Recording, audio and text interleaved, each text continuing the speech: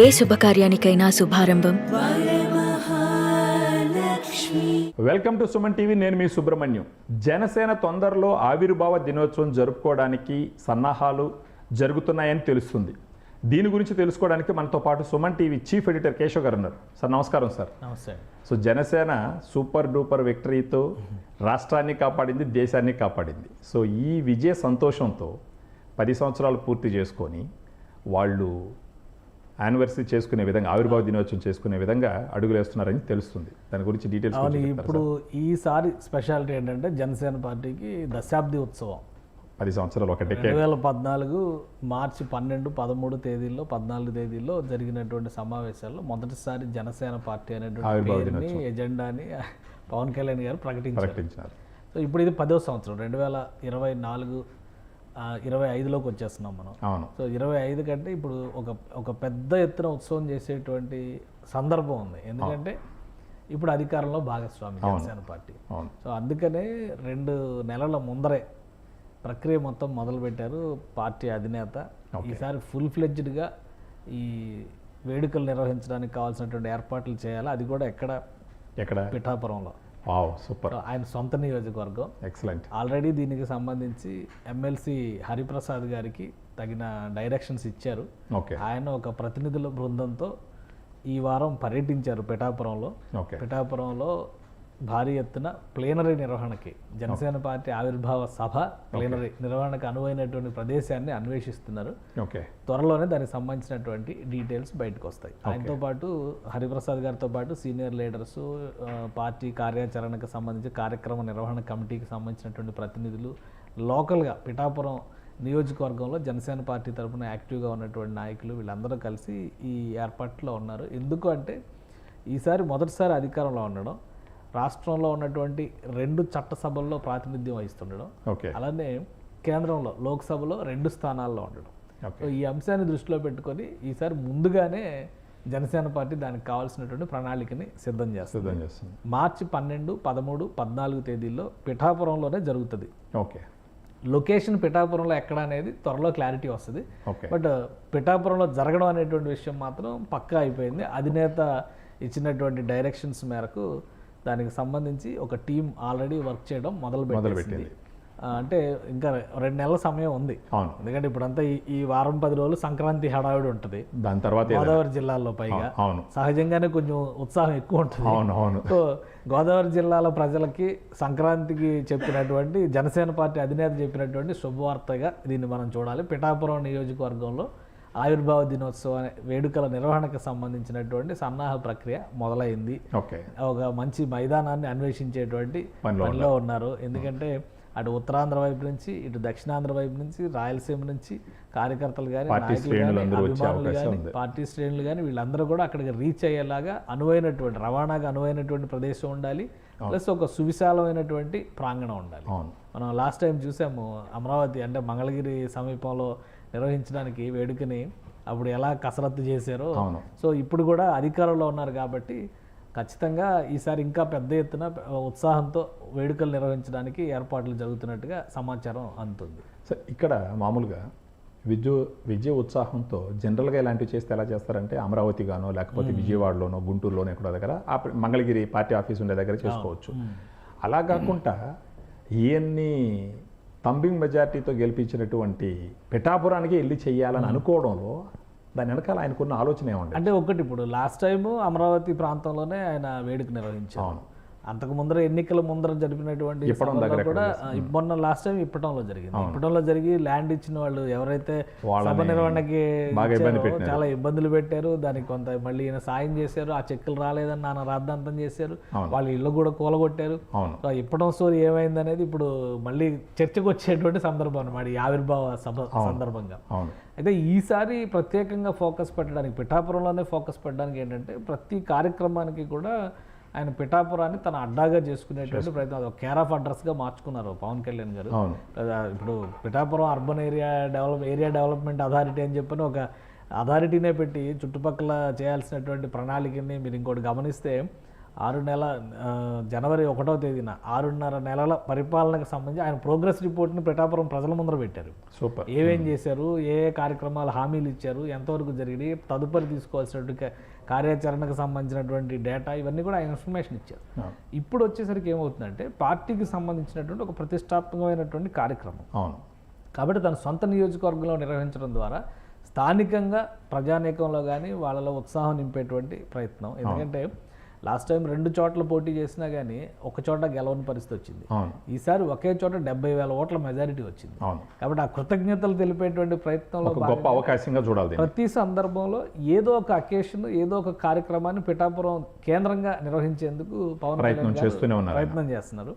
ఇప్పుడు అందులో భాగంగా ఒక అడుగు ముందుకేసి యానివర్సరీ అనేసరికి ఆ జోష్, ఆ ఉత్సాహం వేరేగా ఉంటుంది. పైగా అధికారంలో ఉన్నాక జరుపుతున్నటువంటి మొదటి వేడుక ఇంకా గొప్పగా ఉంటుంది కాబట్టి ఇంకా గొప్పగా ఉంటుంది. అందుకనే మంచి లొకేషన్ సెలెక్ట్ చేయమన్నారు. దానికి కావాల్సినటువంటి కమిటీల నియామకానికి సంబంధించినటువంటి కసరత్తు ప్రారంభించారు. స్థానికంగా పిఠాపురంలో ఉన్నటువంటి నాయకులు, శ్రేణులు ఎవరెవరిని ఇందులో భాగస్వాములు చేయాలో దానిపైన అన్వేషణ మొదలుపెట్టారు. కార్యక్రమ నిర్వాహక కమిటీ చైర్మన్ ఆయన కూడా హరిప్రసాద్ గారితో పాటు అక్కడికి వెళ్ళారు. సో ఒక క్షేత్ర పర్యటన, ప్రైమరీ విజిట్ అనేది కంప్లీట్ అయింది.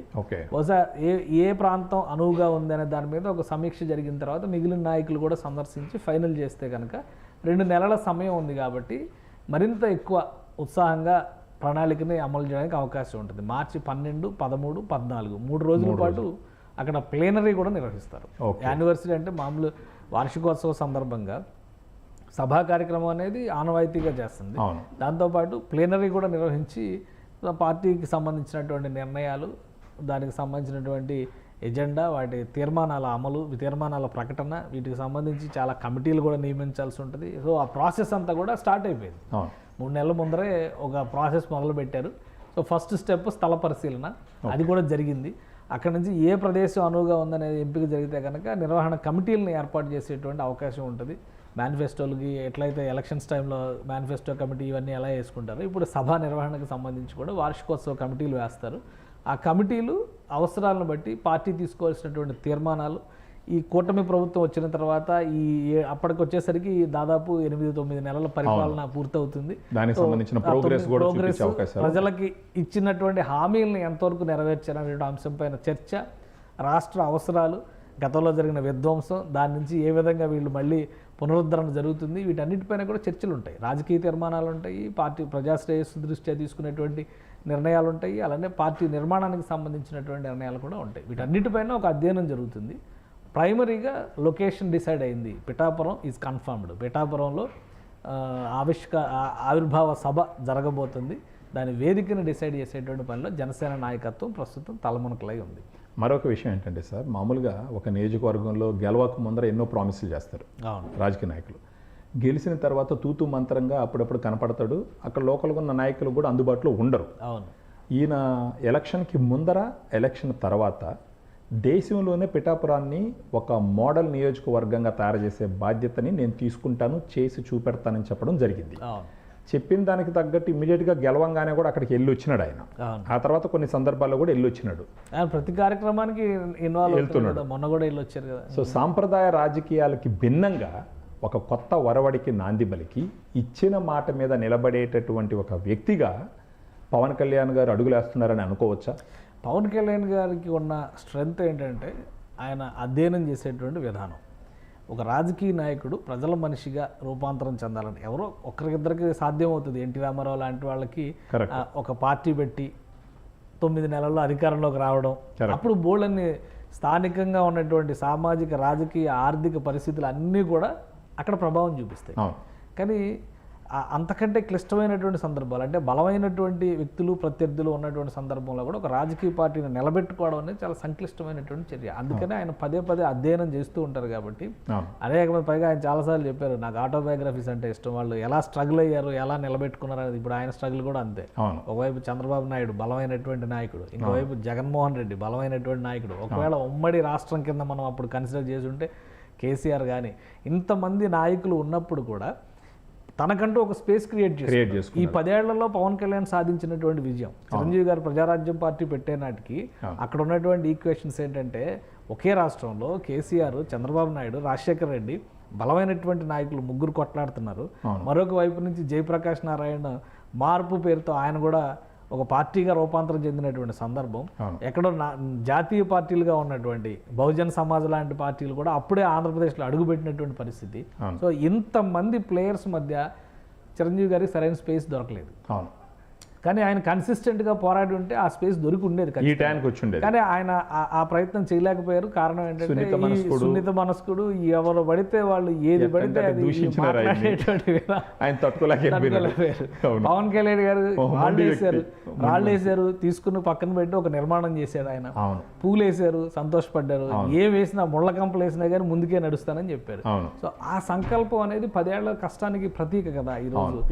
సెలబ్రేట్ చేసుకోవాలి, అందుకని సెలబ్రేట్ చేసుకోవాలి. ఎవరు దేశంలో ఎవరు ఊహించిన విధంగా ఈరోజు ఆంధ్రప్రదేశ్లో 2nd లార్జెస్ట్ పార్టీ, ఎన్నికల పరంగా చూసినా కానీ, అలానే సీట్ల పరంగా చూసినా కానీ. ఎందుకంటే 2024 ఎన్నికల్లో తెలుగుదేశం పార్టీ తర్వాత అత్యధిక సీట్లు గెలుచుకుంది జనసేన పార్టీనే. ఓట్ల షేర్లు ఎక్కువ ఉన్నాయని చెప్పిన వాళ్ళు కూడా ఇప్పుడు గంభీరంగా మాట్లాడలేని పరిస్థితి వచ్చిందంటే కారణం ఏంటి? జనసేన పార్టీ బలమే కదా. సో అందుకని ఇప్పుడు జనసేన ఒక విజయోత్సవ సభను నిర్వహించుకోవాల్సినటువంటి సందర్భం. ఒక కేవలం వార్షికోత్సవంగా దశాబ్ది విజయోత్సవ సభ కూడా చూడొచ్చు. దశాబ్ది విజయోత్సవ సభ దీన్ని అక్కడ నిర్వహించడం అనేది కృతజ్ఞత సభ. ఎందుకంటే పిఠాపురం నియోజకవర్గ ప్రజలు ఆయన ఒకే మాట చెప్తా ఉండేవాళ్ళు ఎన్నికల ప్రచార సందర్భంలో కానీ, వారాహి యాత్రల సందర్భంలో కానీ, మిమ్మల్ని అందరినీ నేను నమ్మాను, మీకోసం నిలబడతానన్న, నా సుఖాలని సంతోషాలను అన్నింటినీ వదిలేసుకొని వచ్చి జనం కోసం నిలబడ్డాను. కానీ 2 చోట్ల మీరు ఓడిచ్చారు. అన్ని సీట్లు పోటీ చేయమన్నారు, మీకోసం పోటీ చేశాను, ఒకే ఒక సీట్ ఇచ్చారు. ఆ ఒక సీటు ఉందో ఊడిపోయిందో తెలియదు. కాబట్టి ఇప్పుడు నేనేం చేయాలి? నేనే వ్యూహం నిర్ణయిస్తాను, మీరు నాకు అండగా నిలవండి అన్నారు. ఈసారి ఆయన కూడా ఆప్షన్స్ తీసుకోవాలి. ఒకే ఒక్క పిఠాపురాన్ని నమ్ముకున్నారు. పిఠాపురంలో అఖండ మెజారిటీ. పిఠాపురం చరిత్రలో హైయెస్ట్ మెజారిటీ, 70,000 ఓట్ల మెజారిటీతో ఆయన గెలుపొందారు. ఈరోజు రాష్ట్రంలో టాప్ 10 మెజారిటీస్లో అది కూడా ఒకటి. ఇన్ఫ్యాక్ట్ జగన్మోహన్ రెడ్డి గారి మెజారిటీ కంటే పవన్ కళ్యాణ్ గారి మెజారిటీ ఎక్కువ. సో ఇవన్నీ చూసినప్పుడు ఖచ్చితంగా కృతజ్ఞత అనేది ఉండాలి పిఠాపురం ప్రజల పక్షాన. దశాబ్ది కష్టానికి సంబంధించినటువంటి విజయోత్సవ సభ అదే స్థాయిలో ఘనంగా జరగాలి. అందుకనే ఆయన పిఠాపురాన్ని కార్యక్షేత్రంగా ఎంచుకున్నారు. అక్కడ వేదిక ఏదనేది డిసైడ్ చేస్తారు. ముందుగానే ఈ ప్రణాళికలన్నీ మొదలుపెట్టారు కాబట్టి ఈసారి వైభవపేతమైనటువంటి వార్షికోత్సవం జన సైనికులకి కనువిందు చేస్తుందని చెప్పచ్చు. ఖచ్చితంగా. Thank you sir, thank you. So చూసినారు కదండి, ఏరు దాటంగానే తెప్ప తగలేసే రకమైన రాజకీయాలు పవన్ కళ్యాణ్ గారికి అంటవు ముట్టవు. ఆయన వాటికి కంప్లీట్గా దూరంగా ఉంటారు. ఆయన మాటిచ్చినట్టు పిఠాపురం నియోజకవర్గాన్ని దేశంలోనే ఒక మోడల్ సిటీగా తయారు చేస్తానని మాటిచ్చినాడు. దానికి తగ్గట్టు ఎంతో సంతోషంగా ఉత్సాహంగా చేసుకోవాల్సినటువంటి ఒక దశాబ్దపు కాలపు విజయోత్సాహాన్ని ఆయన ఆవిర్భావ ఈ పార్టీ మీటింగ్ను వచ్చేసి పిఠాపురాన్ని నియోజకవర్గాన్ని ఎన్నుకోవడం అన్నది ఆయనకున్న గొప్ప ఆలోచనలతో కూడుకున్నటువంటి ఒక చర్యగా చూడాలా. So keep watching. Thank you very much. Suman టీవీలో మీ పర్సనల్ అండ్ బిజినెస్ ప్రమోషన్స్ కోసం కింది నెంబర్కి కాంటాక్ట్ చేయండి.